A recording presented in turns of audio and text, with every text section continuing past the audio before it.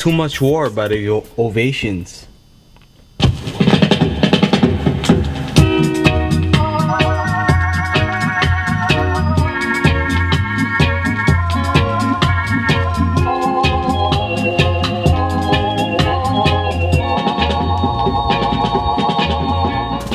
One day, Kali and I were at the music store, and there's this little digital recorder, the Boss BR8. We just bought one, not really knowing anything about recording at the time. And we laid down a song, and we were just so happy to be able to hear ourselves back, you know? The Boy Steppers. I can understand just how you feel. Yearning a love so real and so fulfilling. One day soon you'll satisfy. On average, it costs about 10 grand to do a CD, so we just sort of like, wow, we can spend 10 grand on a studio.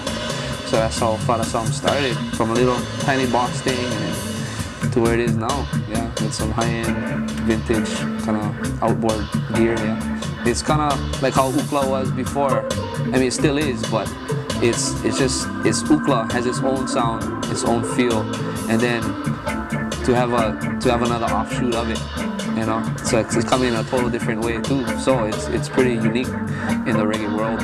Like you can't really compare it to anybody else when you look at the scene, you know, of what's coming out of London, Jamaica. I mean, they all sort of sound similar, but Fada Sound is taking it to another level.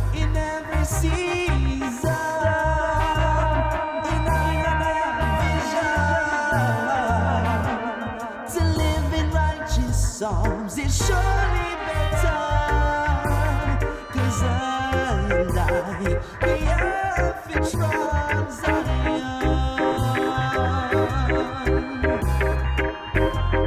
His Majesty live in everything.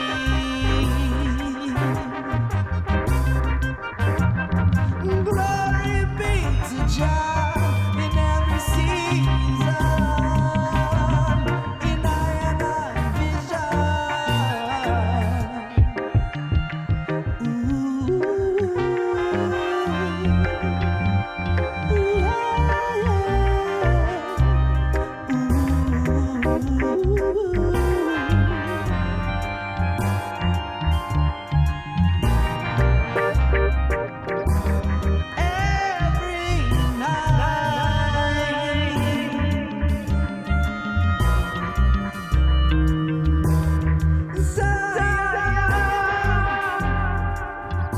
Gumby just introduced me to a whole other level of musicianship, as far as like having a musician's heart, just wanting to learn more of their craft or a different, you know, instrument like a voice or guitar, ukulele, bass, you know.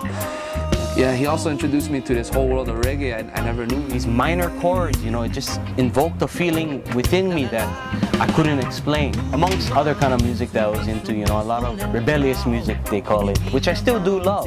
He's a major reggae collector and he has thousands of records, you know, so he introduced me to a lot, and I never knew there was so many great singers coming from Jamaica. I mean, there's hundreds, there's thousands. We go to, you know, Jimmy Funai, who's our kind of mentor through music and whatever we want to know about music theory or guitar or bass or whatever, he's just willing to open, you know. I wasn't exposed to reggae till pretty late, probably in the 70s and the 80s. One of the most remarkable things I think about reggae was its basic simplicity and groove, and the reverse kick drum on the 2 and 4, which was totally foreign to what I grew up with, because I grew up with basically four on the floor, you know, that kind of boom, boom, boom. And on Tribute to Wacky's, just the harmony part of it was pretty much set, sort of in a key. So I could play it really inside, but since he said he'd kind of like me to more jazz it up, I sort of took a harmonically and R&B jazzy approach. So I could play kind of bluesy riffs around G minor, and then play melodic minors, jazz minors we call them, ascending melodic minors, basically major scale with a flatted third. So, and that would fit right over the G minor, like if I had G minor,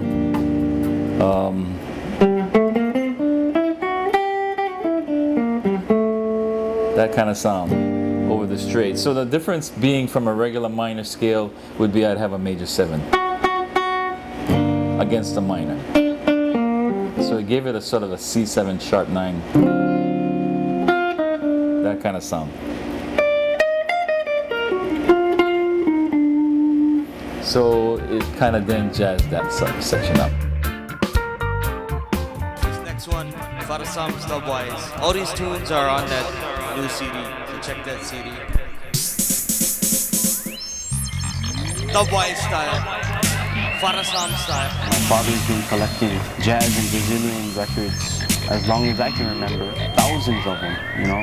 And both my grandfathers were musicians. One was a Hawaiian musician, the other one was a violinist. But there's just something about that heavy, repetitive bass line, just that tight drumming, that feeling. The only other feeling I can compare it to is maybe pulling into a nice left at Sandy's.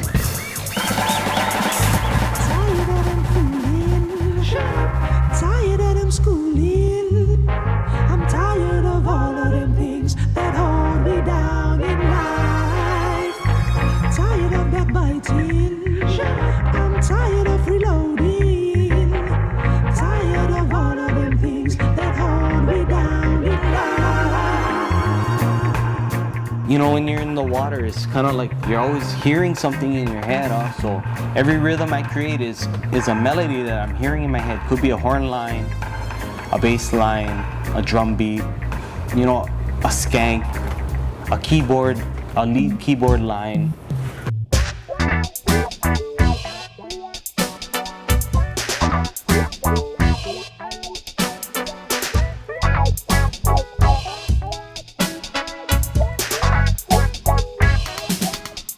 I've been down on this rock for so long. I just can't help it but sing this song.